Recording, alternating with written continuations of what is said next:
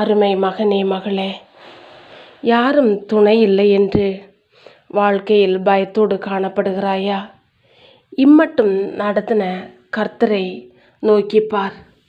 அவர்தான் உனக்கு துணை. எந்த சூழ்நிலையிலும் நமக்கு அடைக்கலமானவர், துணையானவர் அவர் மாத்திரமே. மனிதர்கள் எப்பொழுதும் நமக்கு துணை நிற்க முடியாது. ஆனால் கர்த்தரோ எல்லா சூழ்நிலையிலும் நமக்கு துணை நிற்கிறவராக நம்மோடு கூட இருக்கிறார். அதனால் எதற்கும் பயப்படாதிருங்கள். மனிதன் உங்களுக்கு துணை செய்ய மறுத்துவிடலாம். ஆனால் கர்த்தரோ நமக்கு துணை செய்வதற்கு ஆவலோடு இருக்கிறார்.